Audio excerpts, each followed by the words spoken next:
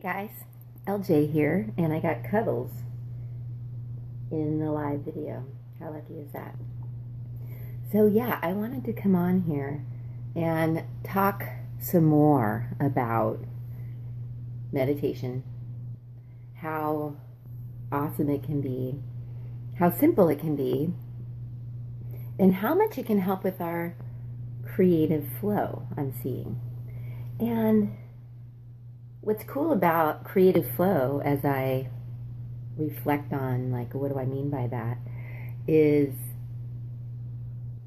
that it can be with anything in our life, like that any issues we're looking at, and especially things that are feeling like problems, that's where we really want to be able to use our creativity, right?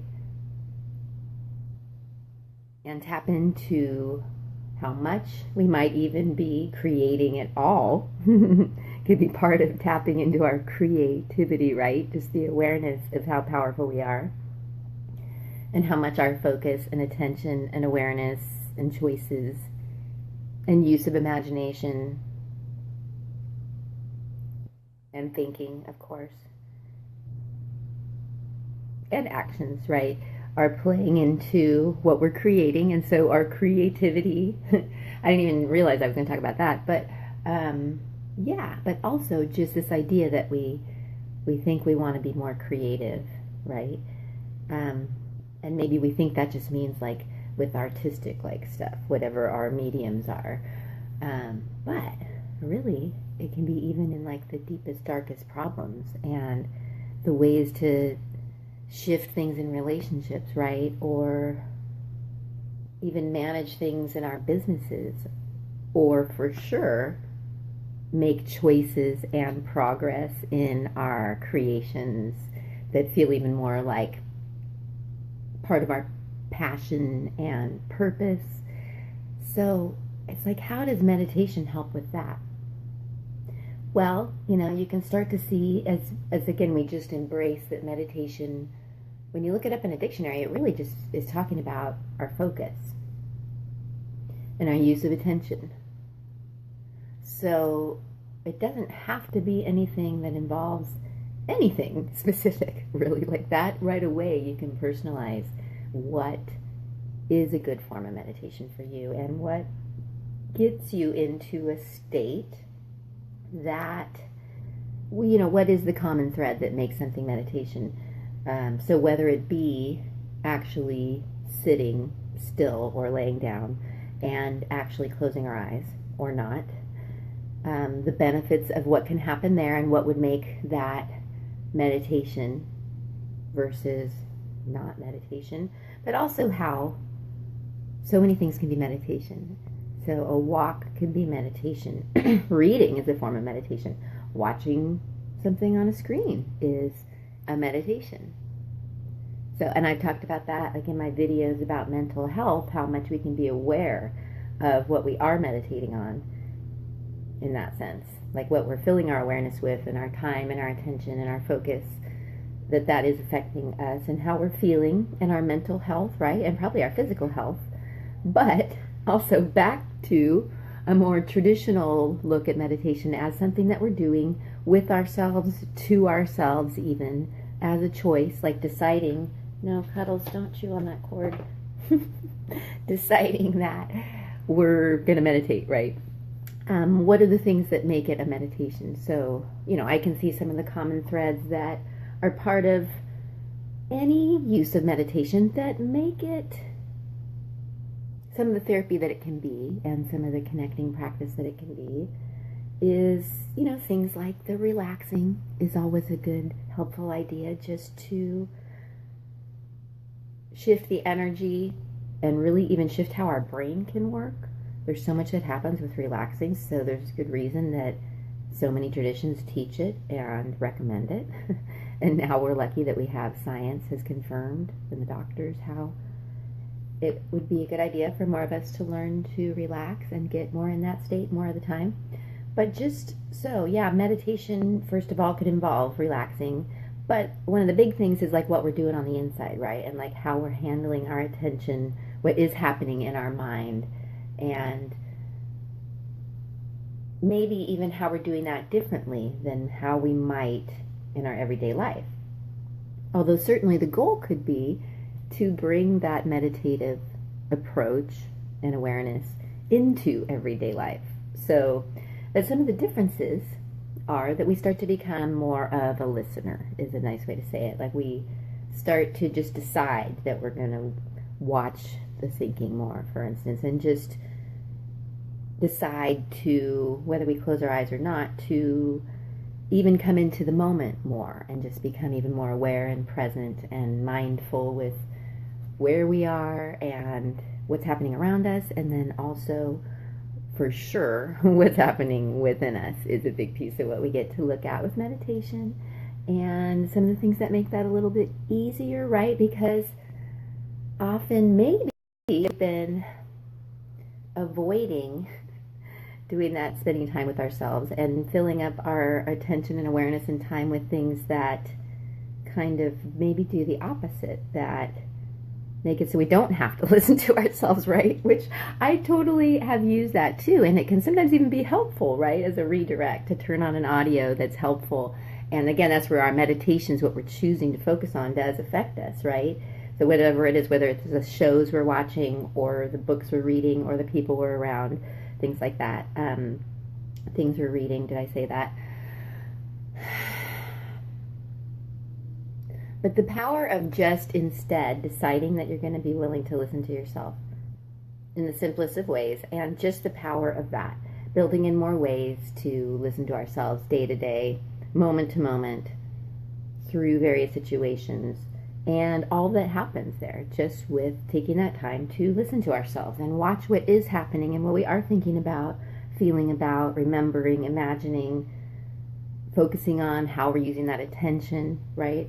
And building our awareness through it all. Like some teachers I love say that awareness is like our greatest currency. So that's one of the biggest things that we're building, right? The more and more and more we're willing to listen to ourselves and do those things that help us do that.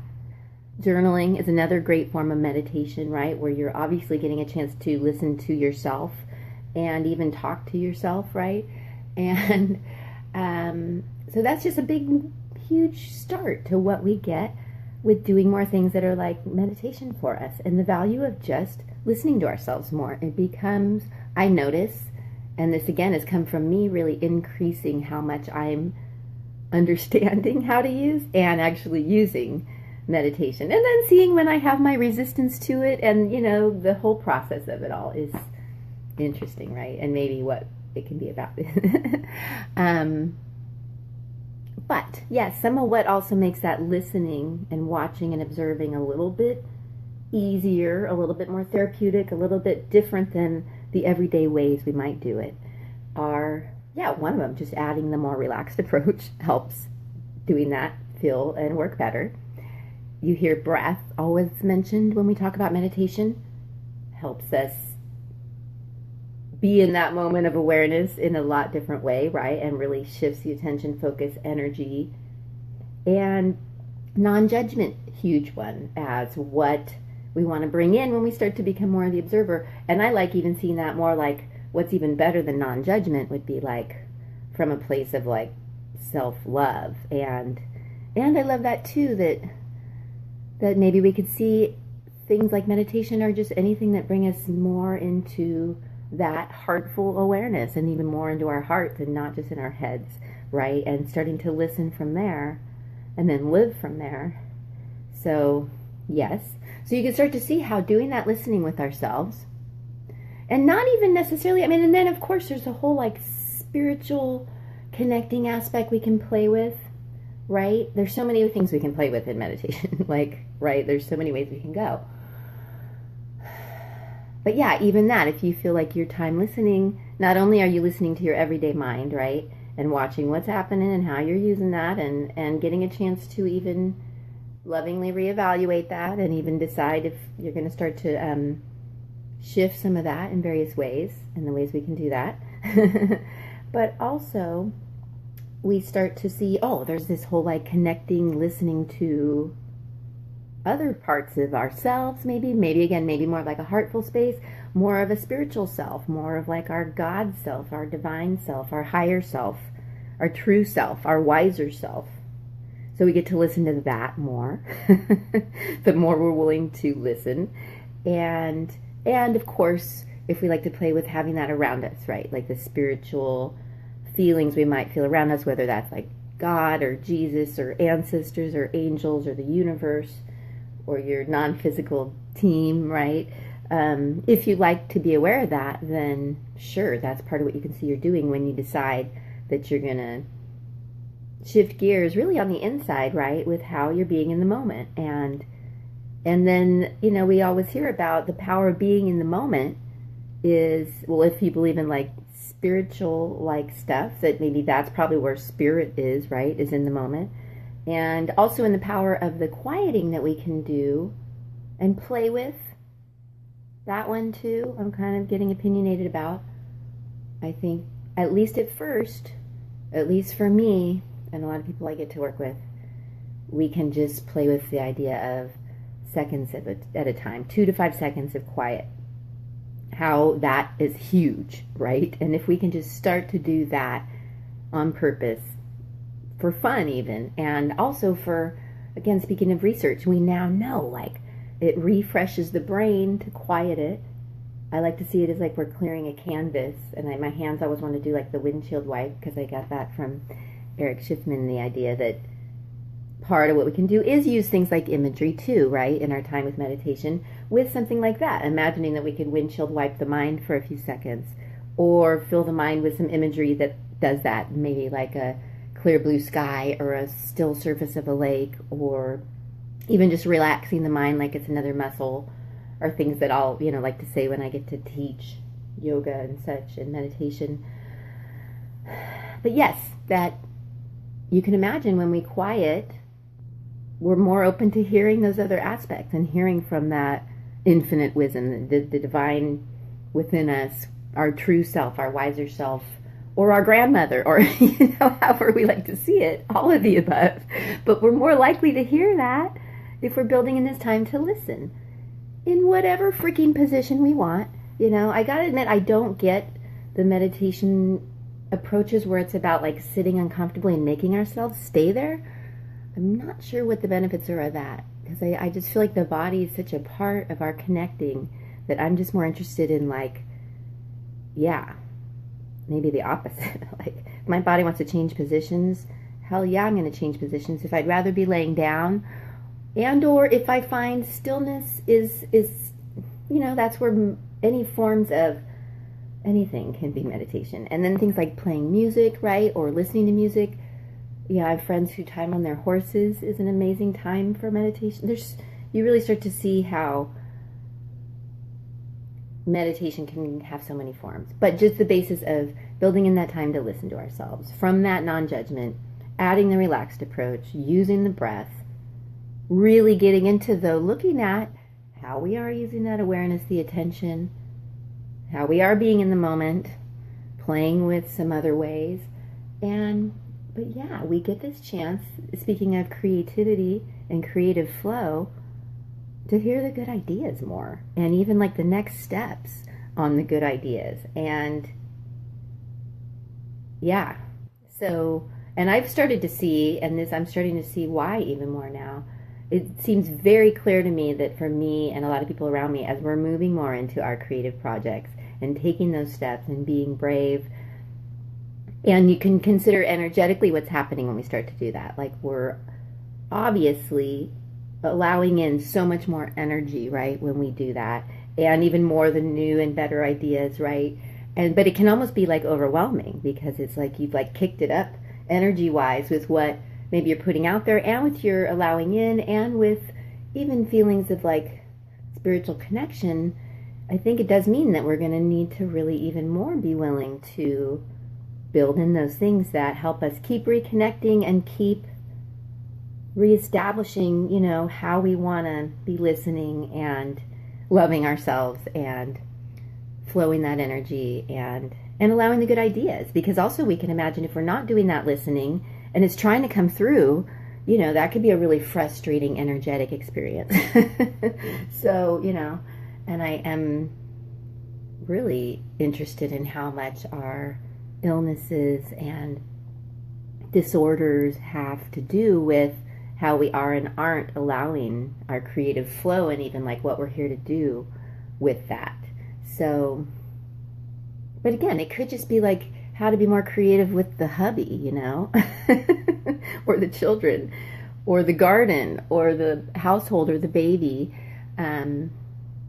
Yeah, and it's not that you can't do that around other people either. Speaking of babies, right? You can do that with, and that's what I love about kids, is they really are so present and in the moment that they really remind us to come back into the moment. So that's beautiful, even if it seems annoying to us sometimes. So anyways, yes, I vote for more using whatever feels like meditation for us, and knowing that's going to really boost that creative flow, and that, again, the more that we're taking the steps, the more we're probably going to need to keep building in that time so that we can stay in our flow, right? And not let things get pent up, and not miss out on the good ideas or the solutions, much less all the other good stuff that can happen. You know, another piece I'll just mention towards the end here is another obvious piece that comes up with creative flow. And I've had, you know, hi Daryl, I love having you here, Daryl. You know what I heard about falling asleep, which I still like this. I heard this early on from teachers, and speaking of the body, maybe this is another example of maybe a modern, more loving approach to what happens with the body in meditation is, you know, if we fall asleep, I've heard, and I say it means that's what we needed. So, I don't know. I don't like seeing that as failure. I think it's like if we needed to fall asleep. And even, you know, some of the teachers I really like on like spirituality talk about how when we sleep, that is such a great like energetic refresh where we kind of get to clear the slate a little in the vibe. And so, yeah, more naps may not be a bad idea. So I'm all for it. How beautiful now, like my family here. That's so neat. That's so cool you bring up breath, Nick, because I had actually a couple of people in the last few days tell me that I've helped them learn how to breathe or remember how to breathe. And so, yeah, and you know, there's so many things we can do with the breath, but just the power of remembering to breathe, right? And that reminds me. But then I do see how in meditation I use breath to deal with the stuff that comes up. And that's what I was going to talk about, how like fear seems to be a huge thing we start to face as we start to take our steps in whatever it is in life. And feelings, fear and feelings and all the stuff, and just all the noticing, like the feelings that come with it are not always pleasant. So it really, I found I feel like as a yogi even, I find myself using my breath with what's coming up. And so if I have feelings, and letting tears flow, I mean, often I cry during meditation, like whether it's tears of joy or tears of sadness or shame or realizing or letting go, and that helps a lot. But yeah, the breath, I find I'll use that a lot to kind of breathe through the feelings or the thoughts, or again, just to like get me back in the moment. And for me, really embracing how it's all energy has made it a lot more fun and magical. And to know, then to see what we're doing with the breath when we use it is super cool. So yeah, and it's just really is so neat. Like I notice I'm so different and better with other people when I build in that time to listen to myself, because otherwise I'm like, you know, I notice it most like with Greg, my hubby, that probably because I'm willing to be the most raw and real, but you know, I may be kind of more irritable with him when he's trying to talk to me about his stuff, and it's like, oh, I don't want to have to listen to you. And I think I've seen that, you know, the more that I've taken time to listen to myself, the more I have the energy to listen to him or anyone else. And it's partly because otherwise I'm like kind of trying to listen to myself while I'm listening to him, because something in me knows I need that, or it's just I just have to. And if I didn't build in that time, I'm just a little bit more like not ready to like listen to you. I have some my own stuff to listen to. But I also really love how the more that I build in that time, just the great things that happen and the great ideas and the yeah, I feel like that's something I want to share more, how much it can play into our like creative life. And then again, that is interesting to see. It's also a place to see like what are we creating in our lives with our attention and focus and what we're thinking and feeling. Yeah, and then using that non-judgment really helps, which I'm still learning, to not then just judge what I see and get stuck in that. So yeah, that's where you can see every time you meditate, maybe it's a chance to get back in that self-love with ourselves, and then we can imagine how much easier it is to be loving with others when we're at least a little bit more loving with ourselves. So it sounds corny, but it's undeniably true, right? So anyways, well, I think I need to go because I'm actually going to go do a live interview on my main page with another one of my yoga experiment people. And Daryl, if you're still here, I would still love to work with you just because, and I know it'd be amazing. So let's schedule that. And anyone else, if you're watching this, if you want to be a part of the yoga experiment, there's not like a deadline on this. And I'm still totally willing to meet with you and give you that personalized practice just because it's just amazing how it helps. And if you're willing to share your story, then that's awesome. So I'm going to be going over to talk with my friend, another Jennifer, who is involved. So many Jennifers I've loved and still love. But I'm going to go talk to Jennifer Battaglia on my main page at around 10:15. So I'm going to go prep for that. But yeah, and if I can help you with your meditation practices at all, please let me know. I'm creating things and trying to offer things to help because I'm so excited about what I'm seeing, how you can use it, make it your own, and not need me. So, I'm starting my online program next week, which, gives us some one-on-one time too. So, message me if you want support, because I'd love to give it to you. That's like my highest aim, is to help you bring this home and use it for yourself, because that's how it's worked for me. And yeah, it's pretty cool how it can work for us in our lives and change so many things, and then embrace the things that we can't change, maybe improve the things we can't change, love the things we can't change. So anyways, loving you, and thanks so much for being here.